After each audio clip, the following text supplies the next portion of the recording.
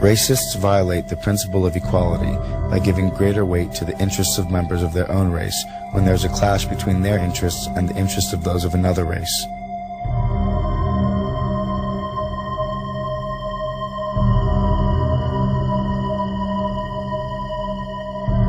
Sexists violate the principle of equality by favoring the interests of their own sex.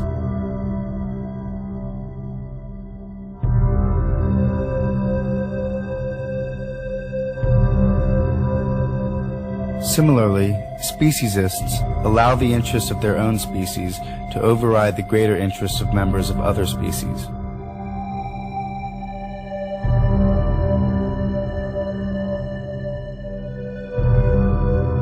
In each case, the pattern is identical.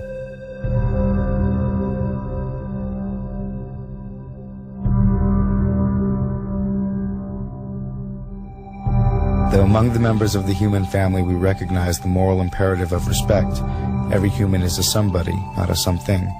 Morally disrespectful treatment occurs when those who stand at the power end of a power relationship treat the less powerful as if they were mere objects.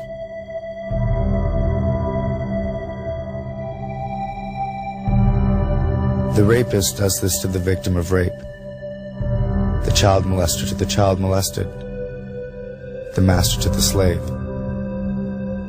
In each and all such cases, humans who have power exploit those who lack it. Might the same be true of how humans treat other animals or other earthlings? Undoubtedly there are differences, since humans and animals are not the same in all respects.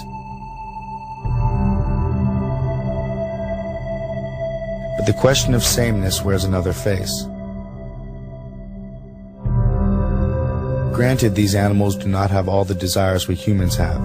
Granted, they do not comprehend everything we humans comprehend. Nevertheless, we and they do have some of the same desires and do comprehend some of the same things. Desires for food and water, shelter and companionship, freedom of movement and avoidance of pain. These desires are shared by non-human animals and human beings.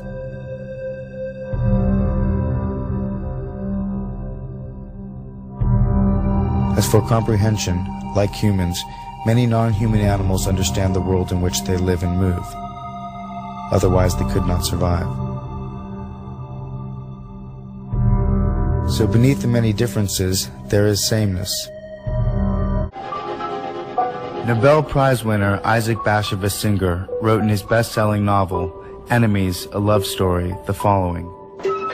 As often as Herman had witnessed the slaughter of animals and fish, he always had the same thought. In their behavior toward creatures, all men were Nazis. The smugness with which man could do with other species as he pleased exemplified the most extreme racist theories. The principle that might is right.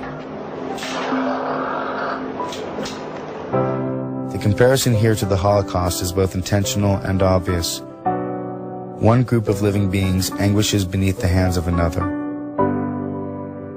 Though some will argue the suffering of animals cannot possibly compare with that of former Jews or slaves, there is in fact a parallel. And for the prisoners and victims of this mass murder, their Holocaust is far from over.